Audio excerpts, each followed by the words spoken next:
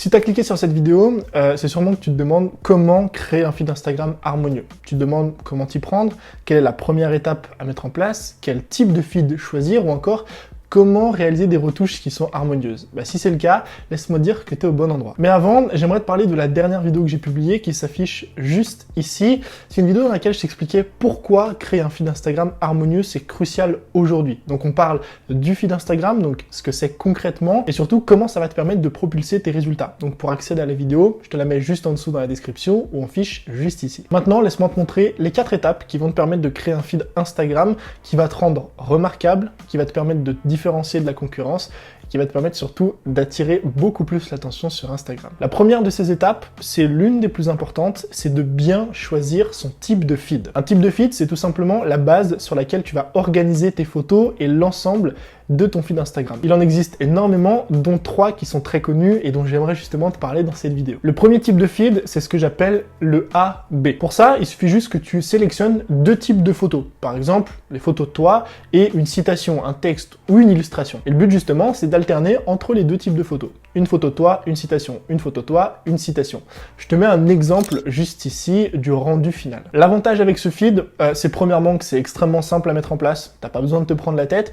Et deuxièmement, c'est que ça te permet de varier ton contenu. Si tu es dans une thématique dans laquelle les citations ou les illustrations marchent extrêmement bien, mais qu'à la fois tu veux publier un petit peu de photos de toi, je pense que c'est une très bonne alternative. Deuxièmement, le type de feed par colonne. Encore une fois, il faut que tu sélectionnes 2 types de photos. On va garder le même exemple, des photos de toi et des illustrations ou des citations. Et le but avec ce feed, c'est tout simplement d'avoir 3 colonnes différentes et bien distinctes. Encore une fois, on est sur un système qui est assez simple à créer. Ça te permet d'alterner entre les citations et les photos de toi. Le seul petit problème, c'est que tu es obligé finalement de publier 3 photos en même temps. Parce que si tu publies qu'une seule photo, ça va décaler justement tes colonnes et c'est ce qui va décaler tout ton feed. Et le troisième type de feed, c'est mon préféré tout simplement, c'est de créer un preset. C'est en fait d'avoir un feed qui va être harmonieux par rapport à tes retouches photos et par rapport à tes couleurs. Pourquoi c'est mon préféré? Parce que de 1, c'est très simple à mettre en place. Il suffit de créer un preset, de l'appliquer sur l'ensemble de tes photos, de faire quelques petits ajustements en fonction des photos. Deuxièmement, ça va te permettre de publier plus ou moins n'importe quel type de photo, que ce soit une photo de toi, une photo de ton bureau, une miniature.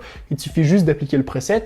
Et troisièmement, c'est quelque chose qui a très peu de contraintes. T'es pas obligé de publier 3 photos à la fois, t'es pas obligé de publier des citations, etc. Encore une fois, chaque cas est différent. Le mieux, c'est que tu sélectionnes un feed qui de 1 te plaît et de 2 va correspondre surtout à ton compte et à tes publications. Deuxième étape, maintenant que tu sais quel type de feed tu vas utiliser, j'aimerais te parler un petit peu du type de photo que tu vas publier. Pourquoi je t'en parle? Parce que c'est quelque chose qui est très négligé et pourtant c'est extrêmement important. Il faut que tu comprennes que chaque photo que tu vas faire, que ce soit des photos que tu fais toi, un photographe, des photos que tu vas prendre sur internet, chaque photo, elle va être différente en fonction de l'endroit où tu es, en fonction des sujets ou du sujet qui est présent sur la photo, ou même en fonction d'une simple chose, c'est de la lumière. Par exemple, utiliser le même preset sur 2 photos différentes, une en intérieur et une en extérieur, où c'est pas les mêmes endroits, c'est pas la même composition, c'est pas non plus la même lumière, tu peux avoir un rendu qui est extrêmement différent avec le même filtre. C'est pour ça qu'il faut bien que tu détermines sur ton compte Instagram quel type de photo tu vas prendre. Est-ce que par exemple tu vas faire des photos en intérieur, des photos dans ta maison, dans ta chambre, dans un bureau?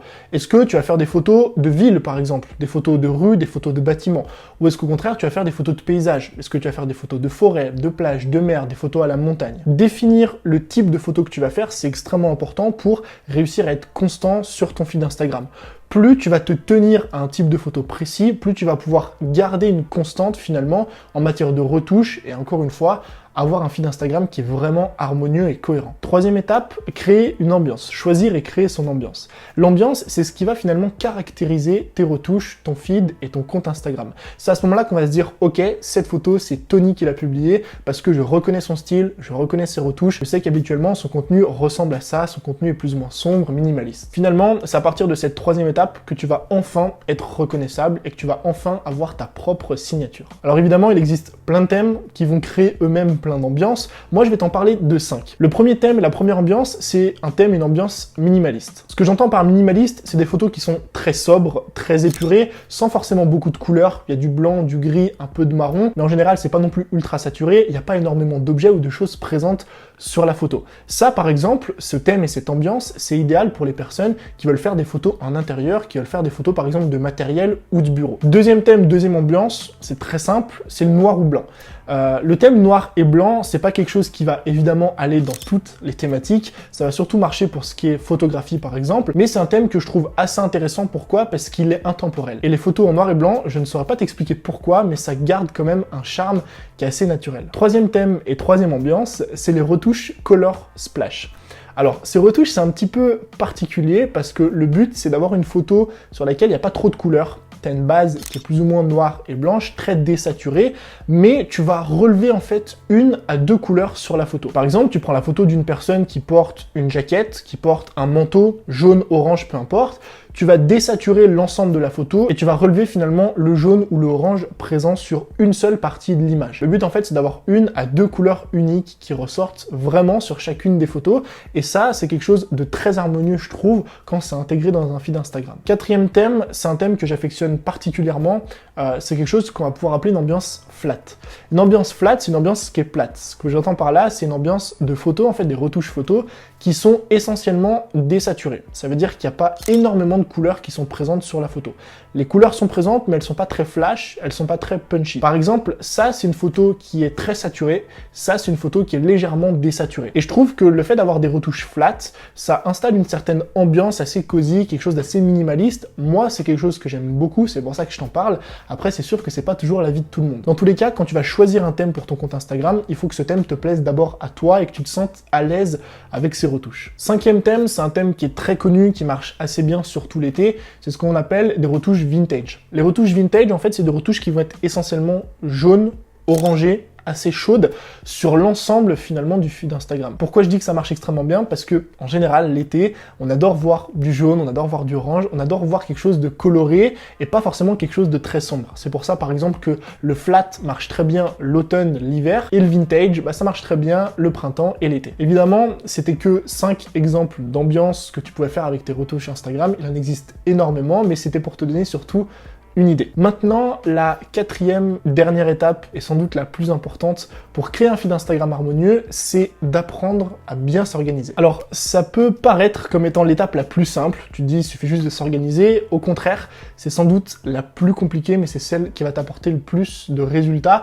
et surtout, celle qui va te permettre de garder ton feed cohérent et harmonieux sur le long terme. Pourquoi je te dis ça? Parce que choisir une grille ou un type de feed, ok, c'est assez simple. Choisir le type de photo que tu vas publier, encore une fois, c'est assez simple. Choisir dernièrement une ambiance, tu l'as peut-être fait, encore une fois, c'est assez simple. Mais tout ça, c'est inutile sans organisation. Ce qui va te permettre justement de garder ton feed cohérent et harmonieux sur le long terme, c'est uniquement l'organisation.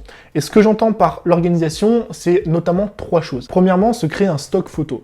Pourquoi créer un stock photo, c'est important? Parce que comme on l'a vu précédemment, si tu as envie de toujours faire les mêmes retouches, de toujours avoir la même ambiance, il faut que tes photos soient bien réalisées, soient bien sélectionnées. Encore une fois, si tu décides de prendre des photos en intérieur, il faut que tu te crées un stock de photos en intérieur. Et c'est jamais évident quand tu publies énormément de contenu, par exemple 2, 3, 4, 5 photos par semaine. Deuxième étape de l'organisation, une fois que tu as ton stock, il faut justement que tu planifies ces photos à l'avance. Pourquoi la planification c'est aussi important sûrement que les stocks photos? Parce que c'est uniquement en planifiant que tu vas pouvoir réagencer ton feed, que tu vas pouvoir justement avoir ce feed Instagram harmonieux et pas toujours courir après le temps. Et la troisième et dernière étape, c'est de se créer un preset photo. Pourquoi se créer un preset photo? C'est crucial parce que comme ça t'évite déjà à chaque fois de repasser 10 minutes pour retoucher une photo, mais surtout, ça te permet d'avoir exactement les mêmes retouches sur l'ensemble de tes photos. Donc si je récapitule l'organisation, si aujourd'hui tu as un stock photo, que tu arrives à créer un stock photo avec toujours le même type de photo, que tu planifies ces photos-là, que tu leur mets et que tu leur appliques toujours le même preset avec un simple copier-coller, c'est ce qui va te permettre d'avoir une bonne organisation et c'est ce qui va te permettre de garder ton feed harmonieux et cohérent sur le long terme. Donc, si tu mets en place ces 4 étapes, tu pourras, dès ce soir, dès la semaine prochaine, selon comment tu avances,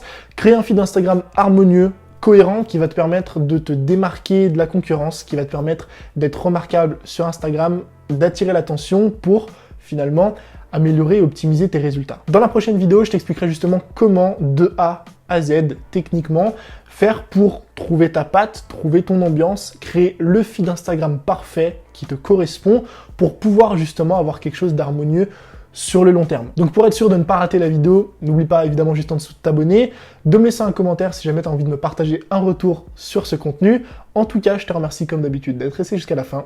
C'était Tony, je te dis à très vite. Ciao!